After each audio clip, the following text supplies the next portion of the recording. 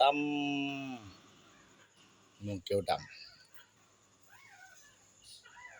บันนี้พาไปเก็บปัน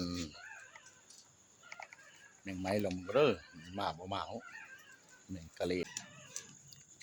มันเป็นสภาพมันมาแล้วมาโอ้มาแล้วจากกะเลนมาจากจันเนาะเนี่ย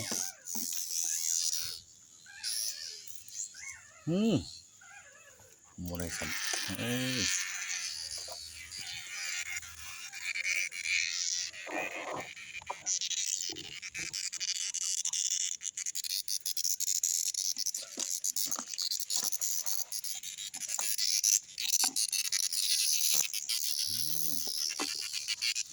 มาอยู่อากาศร้อนเนาะ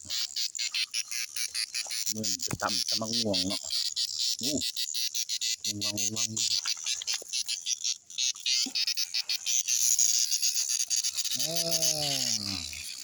มาเด้อกินวัง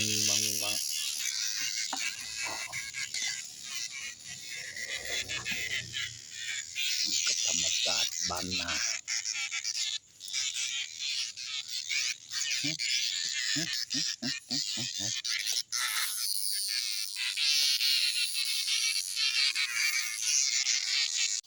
มันมาตอมอยู่เที่ยวกูมาเคียบนี่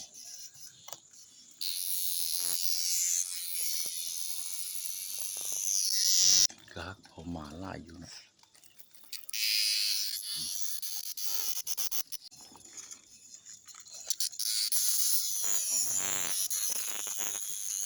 ธรรมชาติบ้านนา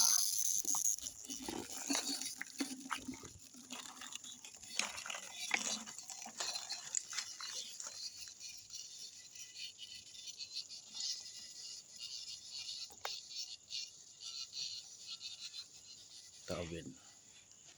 ดอกอิฐจะดูถึง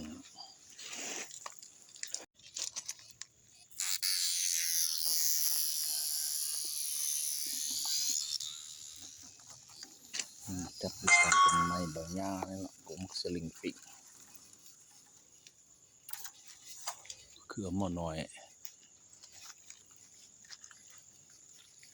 จะมาไล่อยู่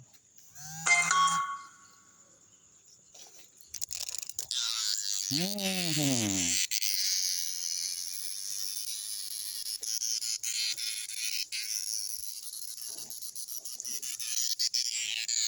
งเมาแล้วตักไปเกือบป่า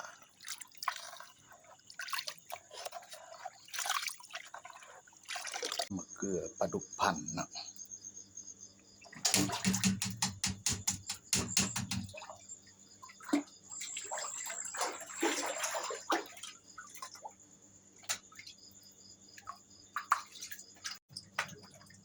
มีสภาพแบบนี้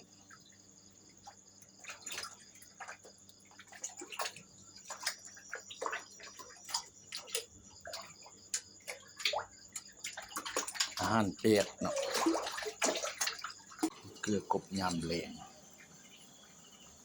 ฟอกงองท่ากินท่าเนาะ